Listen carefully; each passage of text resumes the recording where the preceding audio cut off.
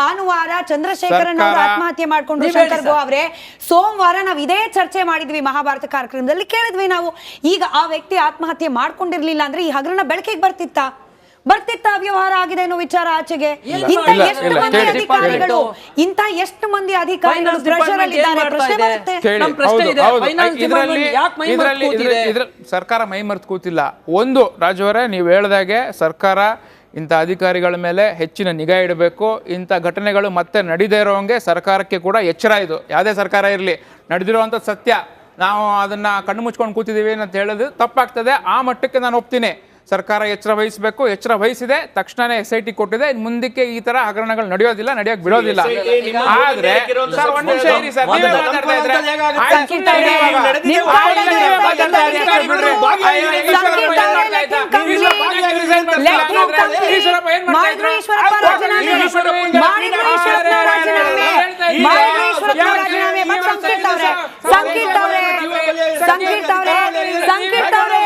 BJP basic understanding ಇಲ್ಲ ನಿಮ್ಗೆ.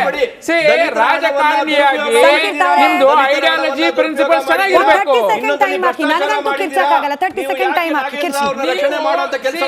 Basic ನಿಮ್ಗೆ ಏನ್ ಗೊತ್ತಾ, ನಿಮ್ಗೆ ಏನು ಮೆಟೀರಿಯಲ್ ಇಲ್ಲ, ಅದಕ್ಕೆ ವಾಯ್ಸ್ ರೈಸ್ ಮಾಡ್ಕೊಂಡು ಮಾತಾಡ್ತೀರಾ, ಏನು ಪ್ರಯೋಜನ ಇಲ್ಲ. If you want to have a healthy discussion, we can have. Otherwise, if you want to go on shouting like this, camera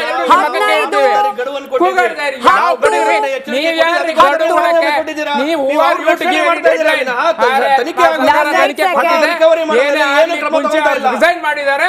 ತನಿಖೆ ನಡೆಯುತ್ತೆ, ತಪ್ಪು ಮಾಡಿದ್ರೆ ಯಾವತ್ತೂ ಶಿಕ್ಷೆ ಕೊಡ್ತೀವಿ. ನಿಮ್ ಉತ್ತರ ಬೇಕು ಕಂಪ್ಲೀಟ್ ಆಗಿ. ನಡಿ ಈಗ ಶುರು ಮಾಡೋಣ.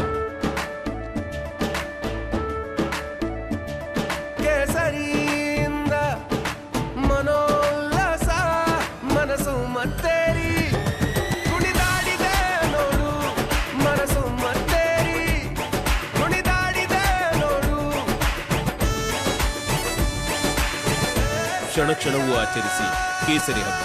ವಿಮಲ್ ಬಾಯಲ್ಲಿ ಹೇಳಿ ಕೇಸರಿ. ನನಗೆ ಸಂಕೀರ್ತ ಅವರೇ, ನಿಮ್ಮ ಸರ್ಕಾರ ಇದ್ದಾಗ್ಲೂ ಕೂಡ SITಗೆ ತನಿಖೆಗಳನ್ನ ನೀಡಲಾಗಿದೆ.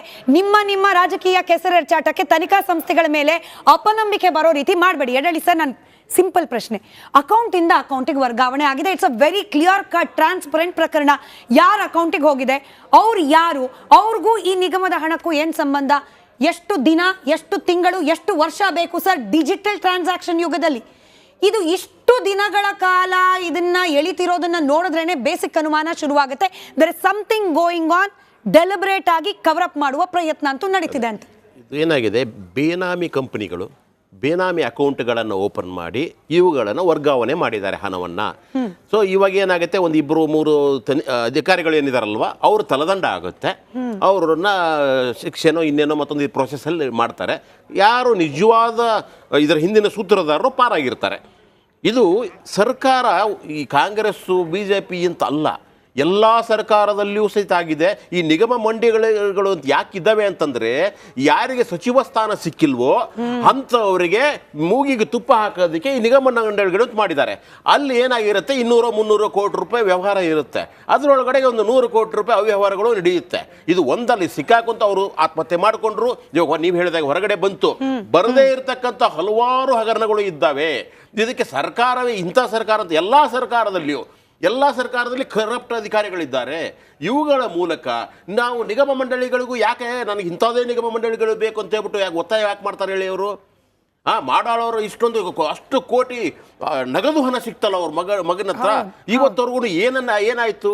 ಎಲ್ಲ ಆಯ್ವಾಸಿ ಕಣ್ಣೂರಿಸೋ ತಂತ್ರಗಳು. ಆದ್ದರಿಂದ ಮೊದಲನೇದಾಗಿ ಇದು ನನಗೆ ಬಹಳ ಬೇಸರ ಆಗಿರೋದೇನು ಅಂತಂದ್ರೆ, ಆ ದಲಿತರ ಉದ್ಧಾರಕ್ಕಾಗಿ ಇಟ್ಟಂತ ಹಣ ಅದನ್ನ ಯಾವ ಅಧಿಕಾರಿಗಳ ಮಾಡಲಿ, ಇನ್ಯಾರಾದರೂ ಮಾಡಲಿ, ಅವರು ನಿಜಕ್ಕೂ ಸಹಿತ ತನಿಖೆ ಅಲ್ಲ, ಅವ್ರಿಗೆ ಶಿಕ್ಷೆಗೆ ಅರ್ಹರವರು. ಇಂಥ ಕೆಲಸ ಮಾಡೋದು ಏನು ಸಾಮಾಜಿಕ ಅನ್ಯಾಯ. ಇದನ್ನು ಮಾಡುವ ಅಗತ್ಯ ಇರಲಿಲ್ಲ. ಮಾಡಿದವ್ರನ್ನ ಬಿಡೋ ಹಾಗಿಲ್ಲ. ಈ ಹಿಂದ್ಗಡೆ ಮಾಡಾಳ ಕೇಸ್ ತರ ಇದನ್ನು ಸಹಿತ ಸುಮ್ಮನೆ ತಿಪ್ಪೆ ಸಾರಿಸೋದು ಬೇಕಿಲ್ಲ. ಆದ್ದರಿಂದ ಕೋಟ ಅವರ ಸಂದರ್ಭದಲ್ಲಿ ಆಗಿರ್ತಕ್ಕಂಥ ಕೇಸ್ಗಳನ್ನು ನೀವು ತೆಗೆದುಕೊಂಡಿರ್ಬೋದು. ಆಯ್ತಾ. ಈಶ್ವರಪ್ಪ ಅವರ ಸಂದರ್ಭದಲ್ಲಿ ಆಗಿರ್ತಕ್ಕಂಥ ಆತ್ಮಹತ್ಯೆ ಕೇಸು ತೆಗೆದುಕೊಂಡಿರ್ಬೋದು. ಆದರೆ ಯಾವುದನ್ನು ಸಹಿತ ತಾರ್ಕಿಕ ಅಂತ ಈ ವ್ಯವಸ್ಥೆಯಲ್ಲಿ ಮುಟ್ತಾ ಇಲ್ಲ. ಇದು ನನ್ನ ಸಮಸ್ಯೆ ಆಗಿದೆ. ನಿಜ, ಬಿ ರಿಪೋರ್ಟ್ಗಳು ಅಥವಾ ಅವ್ರು ತಪ್ಪೇ ಮಾಡಿಲ್ಲ ಅನ್ನೋದು ಈಗಲೂ ಕೂಡ ನಾಗೇಂದ್ರ ಅವರದೇ ಹೇಳಿದ್ದು. ನನಗೆ ವಿಶ್ವಾಸ ಇದೆ, ಇದರಿಂದ ನಾನು ಕ್ಲಿಯರ್ ಆಗಿ ಬರ್ತೀನಿ, ಅದಾದ್ಮೇಲೆ ನೋಡೋಣ ಸಚಿವ ಸ್ಥಾನ ವಾಪಸ್ಸು. ಗೊತ್ತಿಲ್ಲ ಎಲ್ಲಿಂದ ಎಲ್ಲಿಗೆ ಅಂತ ಹೇಳಿ. ರಾಜು ಅವರೇ, ರಾಜಗೌಡ್ರೆ ಇವತ್ತು ಕವಿತಾ ಅವರು ಇವತ್ತು ಮಾತನಾಡಿದ್ರು, ಅವರ ಪತಿ ಆತ್ಮಹತ್ಯೆ ಶರಣಾದ ಮರುದಿನ ಕೂಡ ಮಾತನಾಡಿದ್ರು. ನೋಡಿ, ಯಾರೋ ಒಬ್ರು ಸಚಿವರನ್ನ ತಲೆದಂಡ ಮಾಡ್ಲಿ, ಅವರು ರಾಜೀನಾಮೆ ಕೊಡ್ಲಿ ಅನ್ನೋದಲ್ಲ, ಅಲ್ಲಿಗೆ ನ್ಯಾಯ ಸಿಕ್ತು ಅಂತಲ್ಲ. ಇದ್ರ ಹಿಂದೆ ಸಾಕಷ್ಟು ಮಂದಿ ಇದ್ದಾರೆ. ಬಡಪಾಯಿ ಪ್ರಾಮಾಣಿಕ ಅಧಿಕಾರಿಗಳು ಇವತ್ತು ಒತ್ತಡದಲ್ಲಿ ಕೆಲಸ ಮಾಡ್ತಿದ್ದಾರೆ. ನಿಷ್ಠಾವಂತರಾಗಿ ಕೆಲಸ ಮಾಡಿದ್ರೆ ನನ್ನ ಗಂಡನ ತರ ಆತ್ಮಹತ್ಯೆ ಮಾಡ್ಕೊಳ್ಳೋ ರೀತಿ ಪರಿಸ್ಥಿತಿ. ಅವರು ಬಿಜೆಪಿ ಸರ್ಕಾರ, ಕಾಂಗ್ರೆಸ್ ಸರ್ಕಾರ ಅಂತ ಹೇಳ್ತಿಲ್ಲ ಆ ಹೆಣ್ಮಗಳು. ಎಷ್ಟೋ ಮಂದಿ ಒತ್ತಡದಲ್ಲಿ ಕಾರ್ಯನಿರ್ವಹಿಸ್ತಾ ಇರೋ ಸರ್ಕಾರಿ ಅಧಿಕಾರಿಗಳ ಕುಟುಂಬಸ್ಥರ ಮಾತನಾಡಿದ್ದಾರೆ ಆ ಹೆಣ್ಮಗಳು. ಯಾರ್ಯಾರು ಇದ್ದಾರೆ ಹಣ ನುಂಗೋ ಕೂಳಗಳು, ಎಲ್ಲರ ಹೆಸರು ಕೂಡ ಬಹಿರಂಗ ಆಗಬೇಕು. ಶಿಕ್ಷೆ ಆಗುತ್ತೋ ಇಲ್ಲೋ, ಜನರ ಮುಂದೆ ಬರಬೇಕು ಅವರ ಹೆಸರು ಅಂತೇಳಿ ಅಲ್ಲಿಗೆ ಹೋಗಿ ನಿಂತಿದೆ ಪ್ರಕರಣ. ಇವತ್ತಿನ ವ್ಯವಸ್ಥೆಗೆ ಈ ಪ್ರಕರಣ ಹಿಡಿದ ಕನ್ನಡಿ ಇದು. ಈ ವ್ಯವಸ್ಥೆ ಹೇಗೆ ನಡೀತಾ ಇದೆ ಅನ್ನೋದನ್ನು, ಆತನ ಒಂದು ಆತ್ಮಹತ್ಯೆ ನಿಜವಾಗ್ಲೂ ಕರುಣಾಜನಕ. ಆ ಕರುಣಾಜನಕ ಆತ್ಮಹತ್ಯೆ ಮುಖಾಂತರ ಸಮಾಜಕ್ಕೊಂದು ಸಂದೇಶ ಕೊಟ್ಟಿದ್ದಾರೆ. ನಿಜವಾಗ್ಲೂ ಆತ ಈ ಸಮಾಜದಲ್ಲಿ ನಡೀತಾ ಇರೋವಂಥ ಒಂದು ಕೆಟ್ಟ ಚಾಳಿಯನ್ನು ಸಮಾಜಕ್ಕೆ ತೋರಿಸ್ಲಿಕ್ಕೆ ತನ್ನನ್ನೇ ತಾನು ಅರ್ಪಣೆ ಮಾಡ್ಕೊಂಡಿದ್ದಾನೆ. ನಿಜವಾಗ್ಲೂ ಅವನೊಬ್ಬ ವೀರ. ಆತ್ಮಹತ್ಯೆ ಮಾಡ್ಕೊಂಡವನಲ್ಲ ಅವನು. ಯಾಕೆಂದರೆ ಸಮಾಜದಲ್ಲಿ ಆಗ್ತಾ ಇರೋವಂಥ ಏರುಪೇರುಗಳನ್ನ ತೋರಿಸ್ಲಿಕ್ಕೆ ಯಾವುದೋ ಒಂದು ಕಾರಣ ಆಗಬೇಕು. ಹಿಂದೆ ಈ ಪಾಂಡೆ ಅಂತೇಳಿ ಒಬ್ಬ ನಮ್ಮ ಭಾರತ ದೇಶದ ಸ್ವತಂತ್ರದ ಸಂದರ್ಭದಲ್ಲಿ ಸ್ವತಂತ್ರಕ್ಕೋಸ್ಕರ ಹೋರಾಟ ಮಾಡೋದಂತನೋ ತನ್ನನ್ನು ಅರ್ಪಣೆ ಮಾಡ್ಕೊಂಡ. ಇವತ್ತು ಆ ಮಟ್ಟದ ವ್ಯಕ್ತಿತ್ವ ಒಂದು ತನ್ನನ್ನು ಅರ್ಪಣೆ ಮಾಡಿಕೊಂಡು ಒಂದು ಸೂಸೈಡ್ ಡೆತ್ ನೋಟ್ ಬರ್ದ. ನಾವು ಜನಪ್ರತಿನಿಧಿಗಳನ್ನ ಜನ ಯಾಕೆ ಆಯ್ಕೆ ಮಾಡ್ಕೊತಾರೆ ಅಂದರೆ, ಆ ವ್ಯವಸ್ಥೆಯಲ್ಲಿ ಏನು ನಡೀತಾ ಇದೆ, ಅಲ್ಲಿ ಏನು ನಡೀತಾ ಇದೆ. ಈಗ ಪ್ರತಿಯೊಬ್ಬ ನಾಗರಿಕನು ಹೋಗಿ ಒಂದು ಪ್ರಶ್ನೆ ಮಾಡ್ಲಿಕ್ಕೆ ಆಗಲ್ಲ, ವ್ಯವಸ್ಥೆನ ಪ್ರಶ್ನೆ ಮಾಡ್ಲಿಕ್ಕೆ ಆಗಲ್ಲ ಅಂದಂಥ ಸಂದರ್ಭದಲ್ಲಿ ನಾವು ಏನು ಮಾಡ್ತೀವಿ, ಒಬ್ಬ ಜನಪ್ರತಿನಿಧಿನ ಆಯ್ಕೆ ಮಾಡಿ ಕಳಿಸ್ತೀವಿ. ಜನಪ್ರತಿನಿಧಿ ತನ್ನ ಕರ್ತವ್ಯನ ಮರೆತು 12 ದಿನ ಆದಮೇಲೆ ಬಂದು ಅದನ್ನು ಸಮಜಾಯಿಷಿ ಕೊಡ್ತಾರೆ ಅಂದರೆ ನಿಜವಾಗ್ಲೂ ಅವ್ರ ಮಾನಸಿಕ ನೈತಿಕತೆ ಎಲ್ಲಿಗೆ ಬಂದು ನಿಂತಿದೆ ಅನ್ನೋದನ್ನು ಆತ ಒಪ್ಕೋಬೇಕಾಗ್ತದೆ. ಆಮೇಲೆ ಕೋಟ್ಯಾಂತರ ರೂಪಾಯಿ ಇವತ್ತು ಒಂದು ಸಣ್ಣ ನಿಮ್ಮದೇ ಚಾನಲ್ನಲ್ಲೂ ಒಂದು ಡಿಬೇಟ್ ಮಾಡ್ತೀವಿ. ಕಿಯೋನಿಕ್ಸ್ಗೆ ಸಂಬಂಧಪಟ್ಟಂಥದ್ದು 1 ಲಕ್ಷ 2 ಲಕ್ಷ 3 ಲಕ್ಷ 5 ಲಕ್ಷ ಬಿಲ್ ಮಾಡ್ಲಿಕ್ಕೆ ಫೈನಾನ್ಸ್ ಡಿಪಾರ್ಟ್ಮೆಂಟ್ ಅಪ್ರೂವಲ್ ಇಲ್ಲ ಅಂತ ಹೇಳ್ತಾರೆ. 94 ಕೋಟಿ ಹಣ ಯಾವ ಅಪ್ರೂವಲ್ ಇಲ್ದಲೆ ಸೀದಾ ಇನ್ನೊಬ್ರ ಅಕೌಂಟ್ಗೆ ಹೋಗ್ತದೆ ಅಂದ್ರೆ ಫೈನಾನ್ಸ್ ಡಿಪಾರ್ಟ್ಮೆಂಟ್ ಏನ್ ಮಾಡ್ತಾ ಇದೆ? ಕೋಟ್ಯಾಂತರ ರೂಪಾಯಿ ಇವತ್ತು ನಾವು ಪ್ರತಿ ವರ್ಷ ಬಜೆಟ್ ಮಾಡೋ ಸಂದರ್ಭದಲ್ಲಿ ಕೋಟ್ಯಾಂತರ ರೂಪಾಯಿ ಹಣನ ಈ ಅಧಿಕಾರಿಗಳಿಗೆ ಅಂತ ಖರ್ಚು ಮಾಡ್ತಾ ಇದೀವಿ. ಪ್ರತಿಯೊಂದು ಬಿಲ್ಲನ್ನು ಅವ್ರು ಚೆಕ್ ಮಾಡಿ ಸಂಬಂಧಪಟ್ಟ ಮಿನಿಸ್ಟರ್ ಮುಂದೆ ಇಡ್ತಾರೆ. ಫೈನಾನ್ಸ್ ಮಿನಿಸ್ಟರ್ ಅಪ್ರೂವಲ್ ಇಲ್ದಲೆ 4 ಜನ ಕೆಲಸಕ್ಕೂ ತಗೊಳಕ್ಕಾಗಲ್ಲ. ಅಂಥದ್ರಲ್ಲಿ 94 ಕೋಟಿ ಹಣ ಇನ್ನೊಬ್ರ ಅಕೌಂಟ್ಗೆ ವರ್ಗಾವಣೆ ಆಗಿದೆ ಅಂದ್ರೆ ಫೈನಾನ್ಸ್ ಮಿನಿಸ್ಟರ್ ಏನ್ ಮಾಡ್ತಾವ್ರೆ ಅನ್ನೋದು ನನ್ನ ಪ್ರಶ್ನೆ. ನಾನು ರಾಜೀನಾಮೆ ಕೊಡಿ ಅಂತ ಕೇಳ್ತಾ ಇಲ್ಲ. ಅವ್ರ ನೈತಿಕತೆ ಇದ್ರೆ ಕೊಡ್ಲಿ, ಇಲ್ಲ ಅಂದ್ರೆ ಬೇಡ. ಯಾಕೆಂದ್ರೆ ನಿಮ್ಮ ಮೂಗಿನ ಕೆಳಗೆ ನಡಿಬೇಕಾದ್ರೆ 187 ಕೋಟಿ ಹಗರಣ ಅಂತ ಹೇಳ್ತಾರೆ, 94 ಕೋಟಿ ಟ್ರಾನ್ಸ್ಫರ್ ಆಗಿದೆ ಅಂತಾರೆ. ನಿಮ್ ಗಮನಕ್ಕೆ ಬರ್ತಾ ಇಲ್ಲ ಅಂದ್ರೆ ಮತ್ತೆ ನಿಮ್ ಕೈಲಿ ಆ ಖಾತೆ ನಿಭಾಯಿಸಕ್ ಆಗ್ತಾ ಇಲ್ಲ. ಸಿದ್ದರಾಮಯ್ಯನ ಕೇಳೋದಿಷ್ಟೇ, 4 ಖಾತೆ ಬೇಡ. ಪಾಪ ಇನ್ನೊಬ್ರು ಇದಾರೆ, ಡಿ ಕೆ ಶಿವಕುಮಾರ್ ಇದಾರೆ, ಇನ್ನೊಬ್ರು ಇದಾರೆ, ಮತ್ತೊಬ್ರು ಇದಾರೆ. ನೀವು ಬೇರೆಯವ್ರಿಗಾರು ಬಿಟ್ಕೊಡಿ ಸ್ವಾಮಿ, ನಿಮ್ ಕೈಲಿ ಆಗ್ತಾ ಇಲ್ಲ. ಸಂಕೀರ್ತ ಅವರು ಉತ್ತರ ಕೊಡ್ಬೇಕಾದ್ಮೇಲೆ ಆ ಖಾತೆಗೆ ರಾಜೀನಾಮೆ ಕೊಡ್ಲಿ. ಪಾಪ ಹ್ಯಾಂಡಲ್ ಮಾಡಕ್ ಆಗ್ತಾ ಇಲ್ಲ. ಅವ್ರು ಸಿಎಂ ಆಗಿದ್ದಾರೆ, ವಯೋವೃದ್ಧರು, ಹಿರಿಯರಿದ್ದಾರೆ, ಅವ್ರಿಗೆ 4 ಖಾತೆ ಹ್ಯಾಂಡಲ್ ಮಾಡುವಂತ ಪರಿಸ್ಥಿತಿ ಇಲ್ಲ. ಅವ್ರು ಇಲ್ಲ. ಈಗ ಬೇರೆಯವ್ರಿಗೆ ಬಿಟ್ಕೊಡ್ಲಿ ಪಾಪ. ಇಲ್ಲ, ನಾಗೇಂದ್ರ ಅವ್ರ ರಾಜೀನಾಮೆ ಪಡೆಯೋಕೆನೆ ಒಬ್ಬೊಬ್ರದ್ದು ಒಂದೊಂದು ರೀತಿಯ ರೆಸ್ಪಾನ್ಸ್.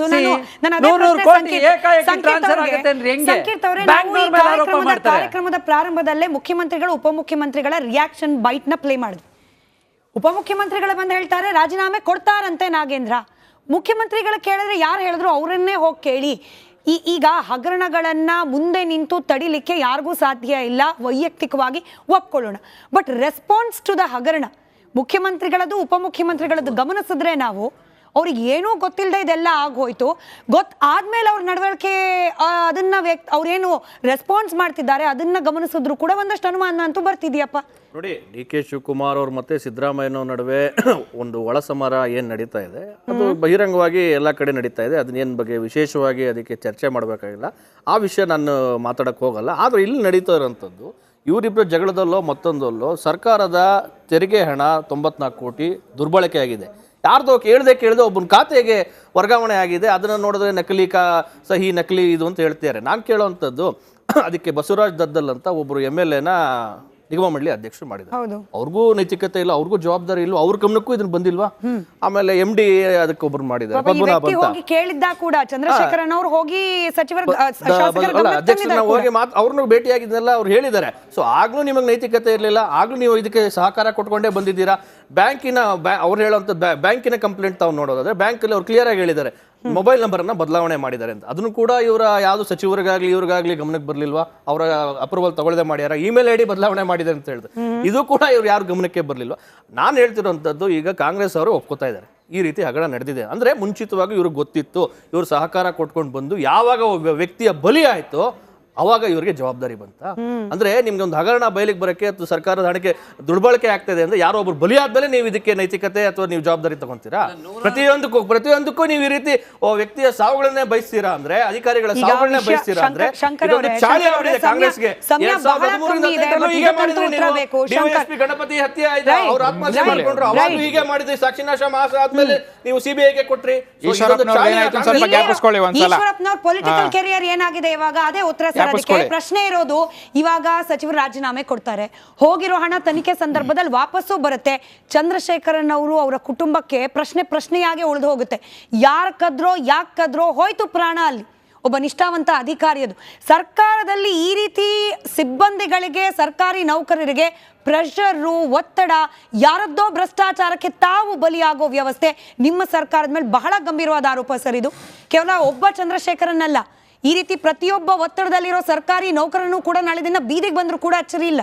ಇಲ್ಲ ಇಲ್ಲ ಇಲ್ಲ ಇದರಲ್ಲಿ ಮೇಲ್ನೋಟಕ್ಕೆ ಏನು ಹಗರಣ ನಡೆದಿದೆ, ಆತ ಚಂದ್ರಶೇಖರ್ ಅನ್ನೋ ವ್ಯಕ್ತಿ ಸಾವನ್ನಪ್ಪಿದ್ದಾರೆ, ಅವ್ರಿಗೆ ಅವ್ರ ಕುಟುಂಬಕ್ಕೆ ಯಾರು ಮೋಸ ಮಾಡಿದ್ದಾರೆ, ಆ ವ್ಯಕ್ತಿ ಸಾವಿಗೆ ಏನಕ್ಕೆ ಕಾರಣ ಆಯಿತು, ಇದೆಲ್ಲ ತನಿಖೆಯಲ್ಲಿ ಟೈಮ್ ಬೌಂಡ್ ಇನ್ವೆಸ್ಟಿಗೇಷನ್ ಆಚೆ ಬರ್ತದೆ. ಆ ವ್ಯಕ್ತಿ ಆತ್ಮಕ್ಕೆ ಶಾಂತಿ ಸಿಗುವಂಥ ಕೆಲಸ ಆಗುತ್ತೆ, ಅದರಲ್ಲಿ ಎರಡನೇ ಮಾತಿಲ್ಲ. ಆದರೆ ಒಂದು ವಿಷಯ, ರಾಜು ಅವರು ಹೇಳಿದ್ದನ್ನು ನಾನು ಒಪ್ಪೋದಿಲ್ಲ.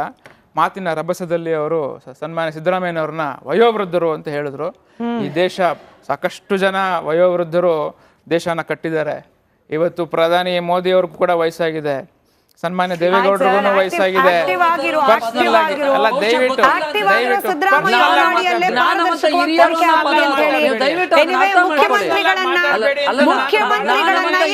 ಮುಖ್ಯಮಂತ್ರಿಗಳ ಏಜ್ ಬಗ್ಗೆ ನಡೀತಿರೋ ಡಿಬೇಟ್ ಅಲ್ಲ, ಮುಖ್ಯಮಂತ್ರಿಗಳ ಏಜ್ ಬಗ್ಗೆ ಅಲ್ಲ, ಅವರ ಅಡಿಯಲ್ಲಿ